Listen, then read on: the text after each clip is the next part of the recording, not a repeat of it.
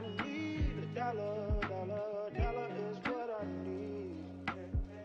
I need a dollar, dollar, dollar is what I need. And if I share with you my story, would you share a dollar with me?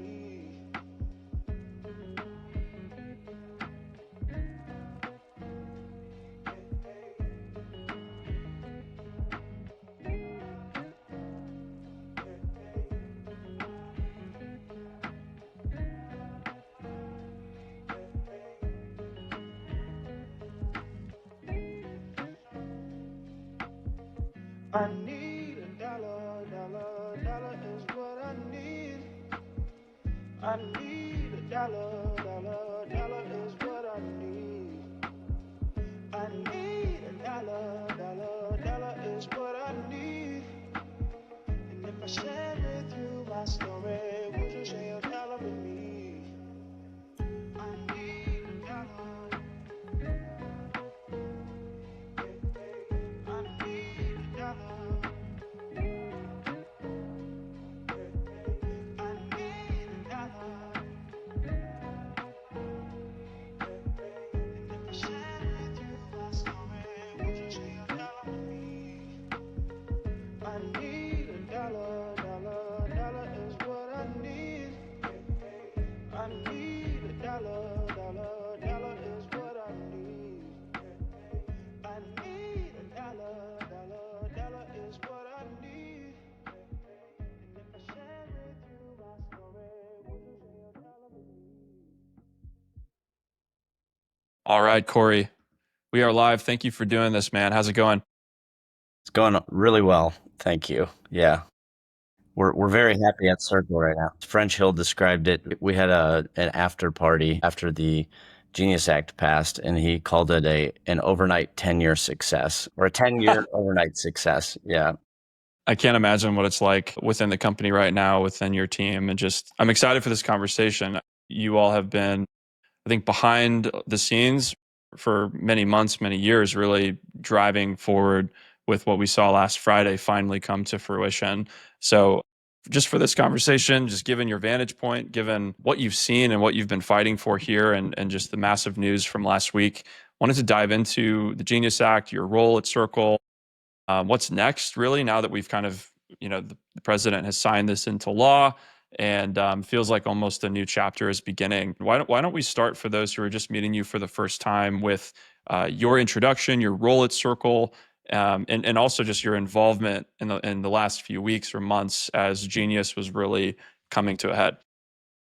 Yeah. So at Circle, I help lead U.S. policy. I have a global remit, but I've been very, very focused for the last 3+ years, frankly, on getting the Genius Act passed, among other things. So I'm a lawyer by trade. And so I sort of span or bridge our legal and our policy teams, who have to work very, very closely together, as you might imagine.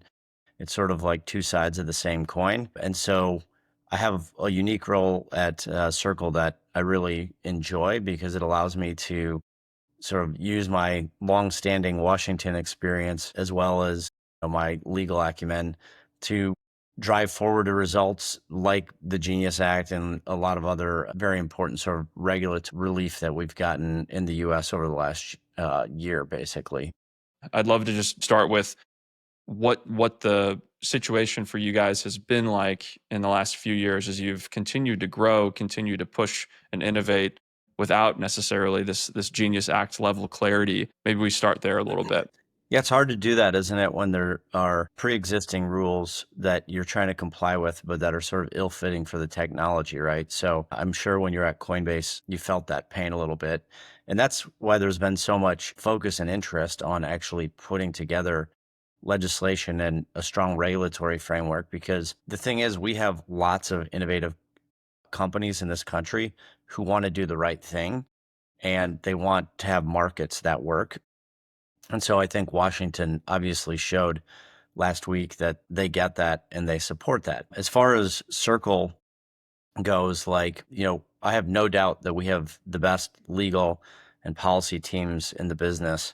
I mean, we have recruited people from the top law firms, from other digital asset firms, from top, financial institutions and TradFi for the legal team. And on my policy team specifically, I mean, we have folks from the White House, DHS, FBI, CIA, Treasury Department.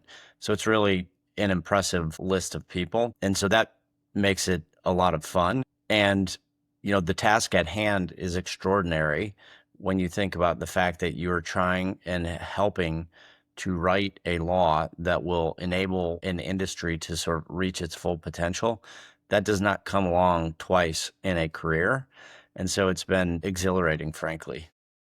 I want to dive into what that process was actually like working with all of those types of companies and organizations and government cross-functionally. How did you find your way into this position? Like when did stablecoins, when did USDC, the opportunity that this is, like when did that really hit your radar? When did that become compelling for you?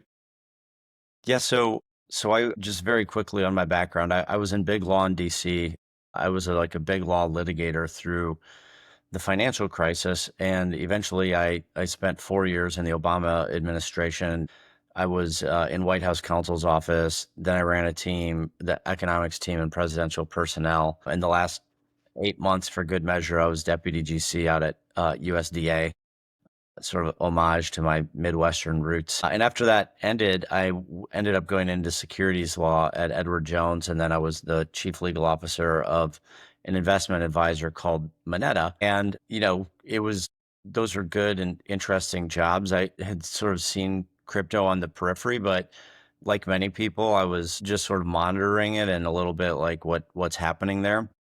And I had a friend of mine named Chris Brummer, who's probably the preeminent fintech law professor at Georgetown University, introduced me to Dante Disparte, our chief strategy officer and head of global policy. And then, I met Dante and I was like, wow, this guy's very impressive. And the more I looked at stablecoins, it just made sense intuitively to me for someone who's been doing legal work and finance my entire life. I was like, wow, like this has the potential to cut costs, be faster, be more accessible, settle instantaneously. And then I think over time, I started better understanding also the importance of programmability that allows developers to come in just like they went out to HTTP protocol on the internet and wrote all these websites. That ability to now program money in a way that it's never been, like, really has struck me over time. But,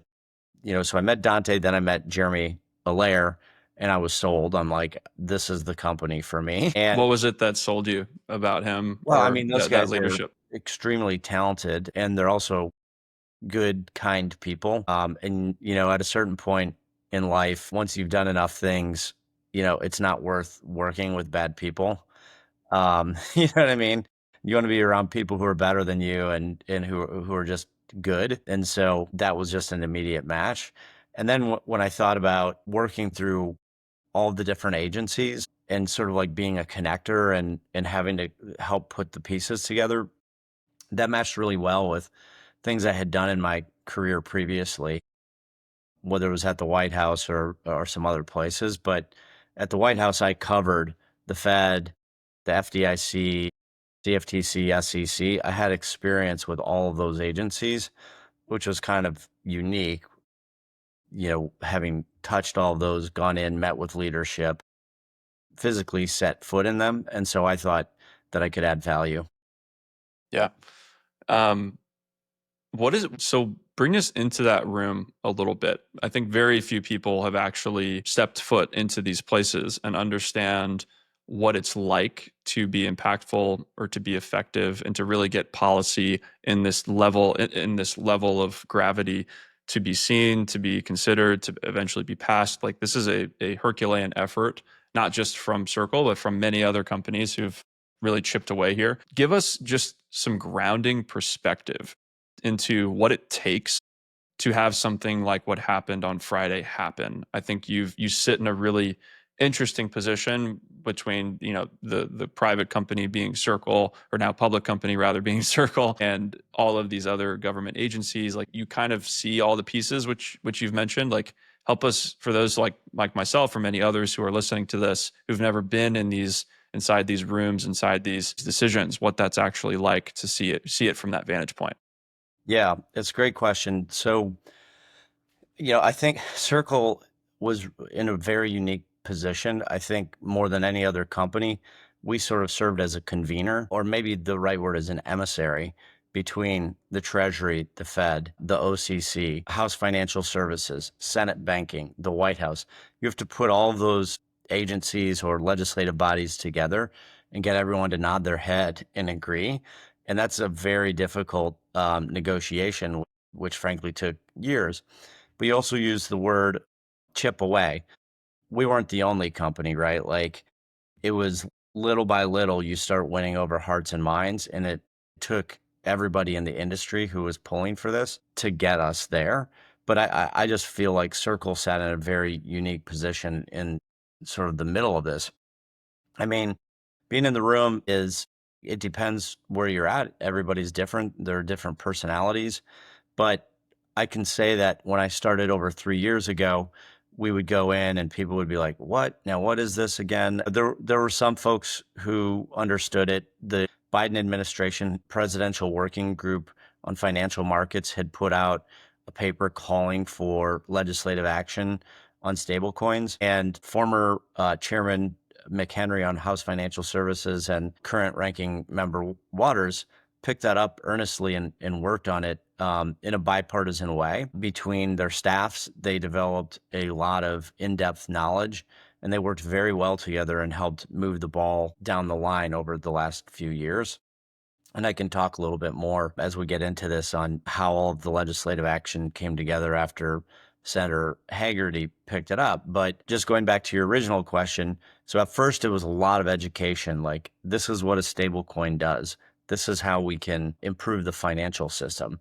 And then over time, the questions got more detailed and more staff came into the room, right? Like when you're in there meeting with Jay Powell, he had an army of 10 different staffers who were either focused on innovation or financial markets or financial stability, right? And so it got more and more detailed over time to the point where on visit number 5, like you know each other pretty well. They know what you stand for as a company, but you're still kind of drilling down like what will work in legislative text, both from a policy vantage and also from a political vantage. Yeah, the thing that seems to continue to bubble to the top when it comes to at least what the market is saying or the news is saying in terms of what government found as like the dollar dominance or the continued defensibility of US treasuries in this equation, or the defensibility of the dollar, proliferation of the dollar. That seems to be what people are saying is like the thing that really got people to lean in and nod their heads. Would you agree with that? Or like when you would go into these meetings the first or second or third time, what would be the thing as you're describing to these policymakers and lawmakers, like what would be that thing that would tip them over the edge or like get them to actually get it, or the aha moment? Was it that, or were there other things that you found effective? I think it just depends on who the person is and what they're going to be responsive to. Some people are more focused on consumer protection, some are focused on American economic competitiveness. But I think those are the two pillars that everything else flows from. I mean, I would tell people that you want consumer protection. This is a consumer protection bill. Just putting together standards on one-to-one reserve backing with high quality liquid assets, very conservative assets, gets you 90% of the way there. Because as you well know, a stable coin is not like a bank where a dollar comes in and $12 go out in loans and credit creation, right? It comes in one-to-one, but you have to codify that standard. If the company is operating correctly, then that alone is a massive consumer protection piece, right? And I can go into more of them later. And then from economic competitiveness, yes, I think more recently people really started, now that folks are focusing more on the deficit, realizing that it's great to have like trillions of dollars of US denominated stablecoins all around the world, because that means that they're going to be backed by dollar assets, and the companies issuing them will have to go buy treasuries. So it provides a new source of financing for government debt. And it's not just concentrated in China or Japan, who are our two biggest holders of US debt. And then there's a long list of others. Now you have it diffuse among many people, right? So you don't have that concentration risk. That's never happened before. That's very unique. And then, the more buyers of US debt that there are, the cost of issuing that debt should come down, right? So they shouldn't have to pay as much interest when there's more demand. So that was a very effective argument. I think folks, as the overall stablecoin market grew, I think now it's at 250 billion plus, people started realizing like, hey, this could be really good for the country's fiscal situation. Could you highlight that a little bit more? Like, I think that's a really compelling point of the sort of decentralized risk that the debt that the stablecoin asset class or the backings of stablecoins being US Treasuries creates. Could you just expand on that a little bit more? That's a really interesting point from a US policymaker's perspective, like how that actually just decentralizes things horizontally. Yeah, well, so when the US wants to issue debt, and we're constantly issuing debt, they basically go to market through primary dealers. I think all of them or most of them are in New York City. Those guys take the treasuries off of the government's hands, then they go out and sell them, and they have to test, what people will buy them for, and how much interest has to be paid in order to attract those buyers. And it's a constant process.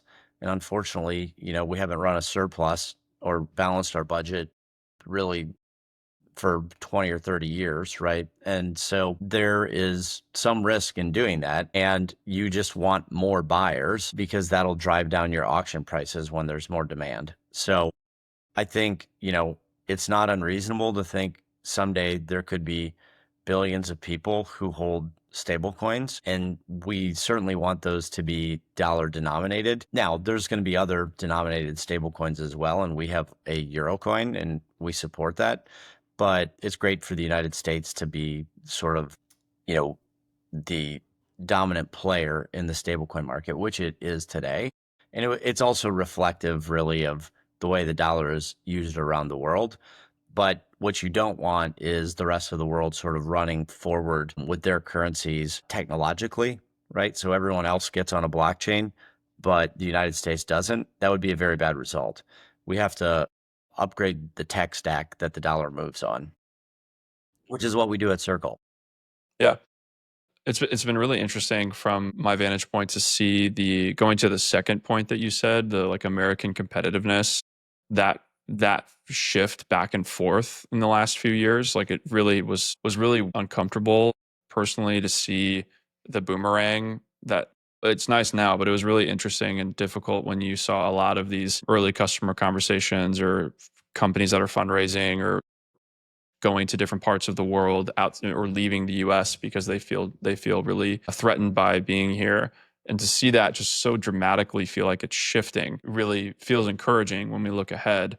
And I agree. So probably one of the biggest things that this type of act puts in place is a clear rule book. Yeah, and we want really the interesting builders here, right? We want the people building here. Yeah. Talk a little bit about, as you were in recent years, really, I mean, it feels like Friday was such a massive moment. It's almost hard to dissect the journey leading up to it because it is like playing chess. Like there's so many moments and points in the journey where you are chipping away. Were there any moments for you personally that stuck out that felt either for better or worse, like really promising along the way, like conversations or meetings with people, or really like, man, this is a low point. Like, I don't know if this is going to go through, or like, I don't know if I might need to be finding another job soon. Like any funny moments along the journey. Yeah, well, I guess what I would say is in 2022, when I joined the company, there was a shot at getting stablecoin legislation done that year, and it sort of fell apart. The idea was always, hey, attach this legislation to a piece of must pass legislation. Like every year, you have to do the National Defense Authorization Act, because you have to finance the military, and that has to be done every year. Usually happens at year end, or most of the time there's a year end appropriations bill to fund, the agencies for the next year. So that was the strategy in 2022. It was interesting that there was a shot because the understanding of stablecoins really wasn't half of what it is today, but it fell through. In 2023, we worked, like I said, very, very closely with McHenry and Waters, and I give their staff and them a lot of credit for taking a leadership role. They had a very good bill. It was called the McWaters bill in our colloquial term inside the company. And I think folks outside the company picked up on it as well. And that came close in the end of 2023 of getting attached to something, but we couldn't get it attached. And then last year, in 2024, I mean, we again served as that emissary between the Fed. Really, the OCC wasn't a serious part of the negotiations last year because the McWaters bill gave the Fed most of the authority to oversee stablecoin issuers. Now, in this bill, if you go the federal route, it's mostly the OCC. But yeah, we spent a lot of time with the Fed, the White House, the Treasury Department, and a lot of good people were pulling to get the bill done. And we were down to just a couple finer points and couldn't get certain decision makers to pull the trigger.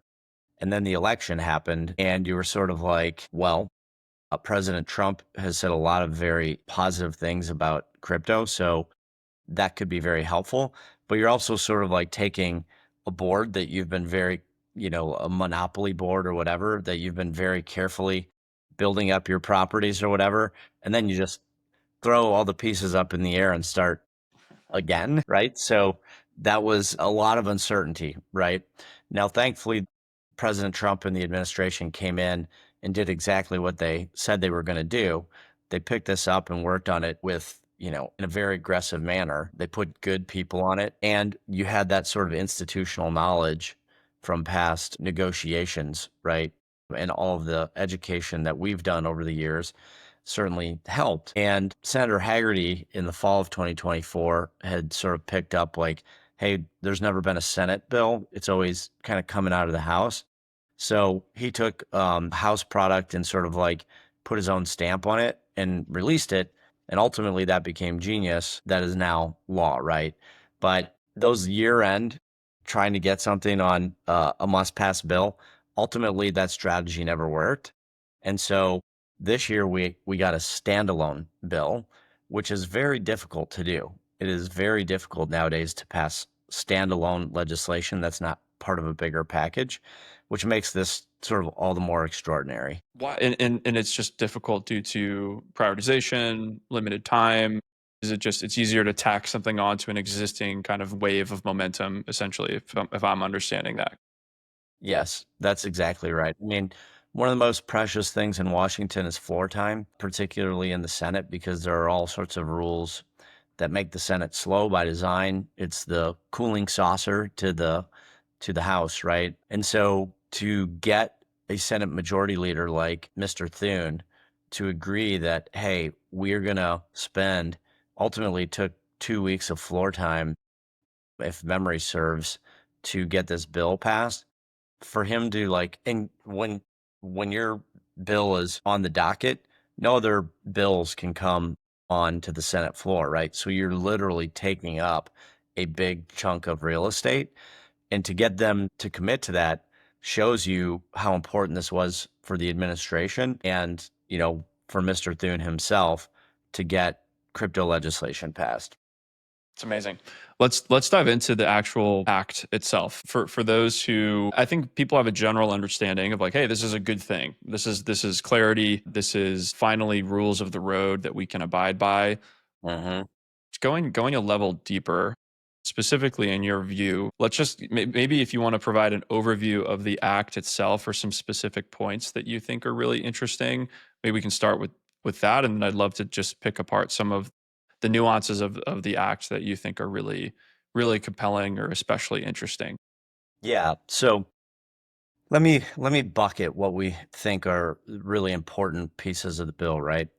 First of all, it establishes prudential standards. So unlike markets regulators, the SEC and the CFTC, who go out and make sure that markets for derivatives and markets for securities function well and that consumers are protected. This is a prudential bill. So the Fed and the OCC are prudential regulators where you need to be able to look through the institution and make sure that it's what they call safe and sound, right? Or as we at Circle like to say, it's the Jerry Maguire show me the money test. If you give us $1 and we invest it in T-bills, right? You get in return 1 USDC that you can use on blockchains. But if you come back anytime and you say, hey, I want to go back into fiat currency, we need to be able to get you that dollar back.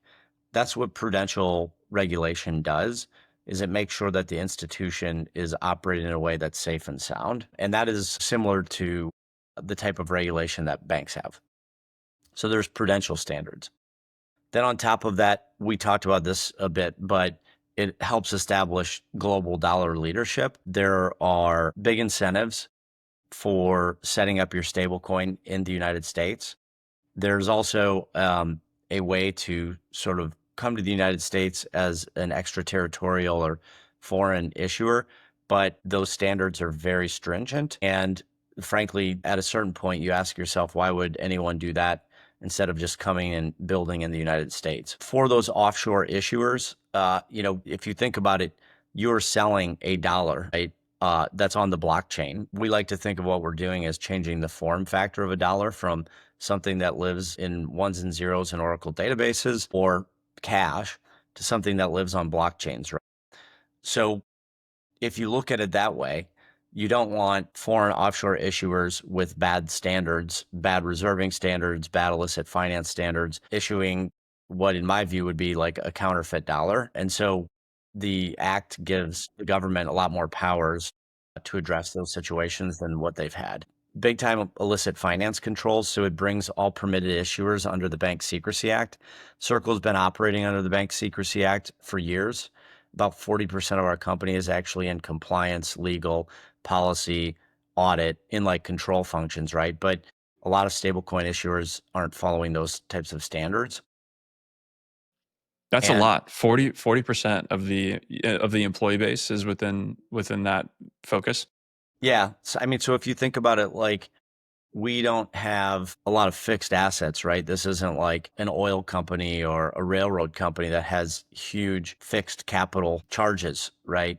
So what we have to do, and this is true of most financial institutions, is make sure that it's run correctly so that we can always make good on our promises to our customers. And to do that, in our view, you need the best and the brightest, and you need an appropriate number who can, review every customer who's applying for a Circle Mint account, right?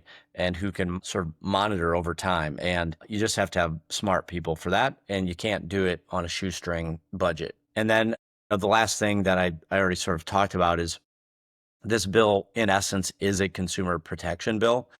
Outside of that one-to-one backing, that's so important that I already sort of talked about. It has very robust transparency and audit regime. You have to put out an attestation of what's in your reserve that's put together by a reputable accounting firm monthly, right?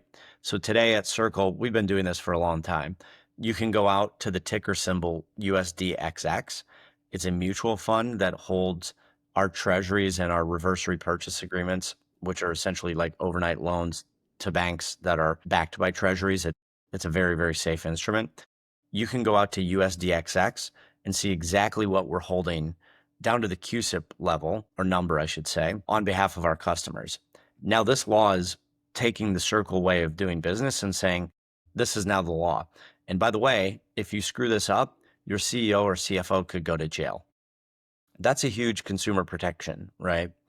And then there are strict bans on deceptive marketing. There is like customer asset protection, where those reserves that we're holding are actually separate from any bankruptcy estate so that they can be accessed very quickly and not have to go through that type of process if for some reason a stablecoin issuer failed. And then, it does prevent, like Facebook from issuing a stablecoin or like big tech unless they go and get approval, unanimous approval from the Fed chair, FDIC chair, and the Treasury Secretary, and they have to meet some like really strict standards to be able to do that. So I think it makes it unlikely that like big tech would come in and dominate this with like huge amounts of market power.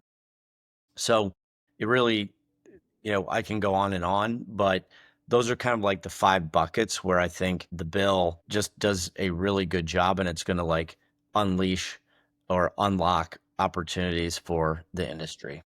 Yeah, tell me a little bit more about that last point, and maybe broadening this a little bit to more of a question around how you see this act as serving as a standard for other issuers being able to participate in this market trend and this movement here. Obviously, this is Circle's core business, but I think something that gets myself and the industry really excited is that we live in this current system where there aren't many issuers that are above board doing this the right way, who are entering the space, building products, building businesses. It seems like this type of act is a really foundational increase of the pie, if you will. I'd be curious to know more on that last point, as I think a lot of companies like those you just mentioned are probably asking themselves this question of like, what does it look like for us to issue our own stablecoin, or what strategy should we deploy as we do this? Would love to better understand the limitations there that you mentioned, like how big is too big?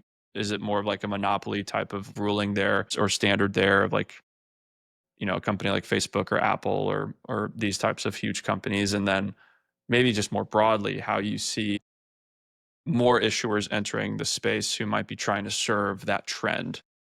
Yeah.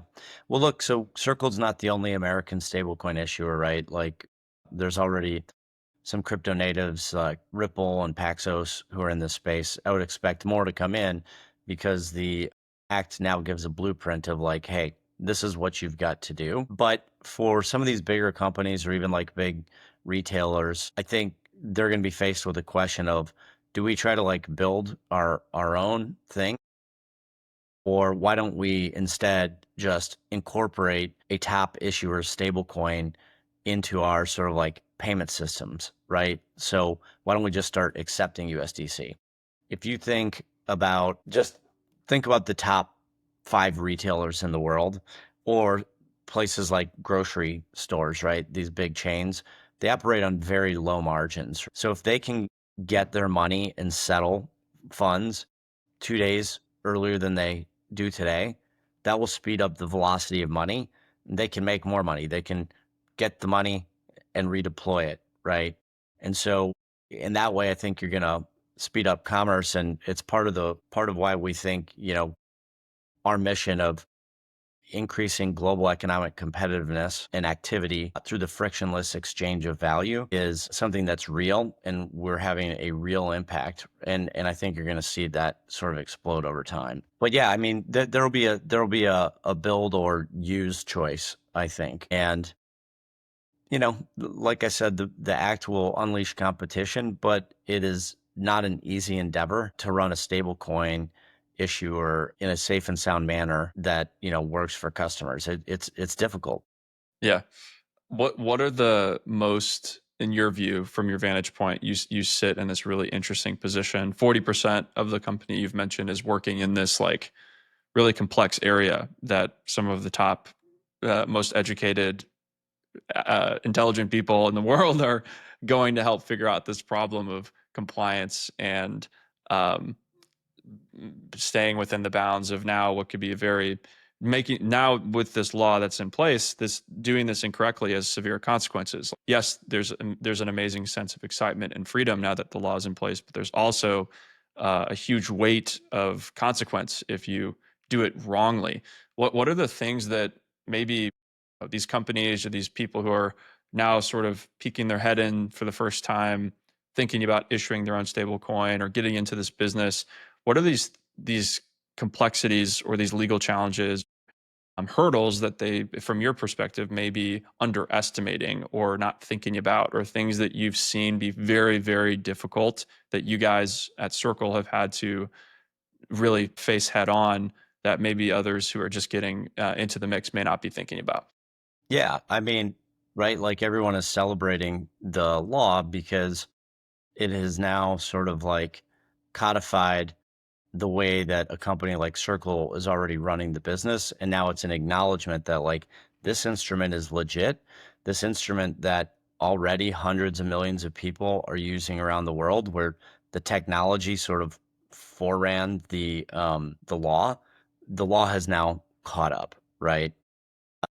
But I think this industry is very different from a lot of the tech that comes out of Silicon Valley, where you can have five guys in a room and, they come up with WhatsApp and then it's sold to Facebook a year after you start for like some big number, right? Because IT out in Silicon Valley was not really regulated for 30 years.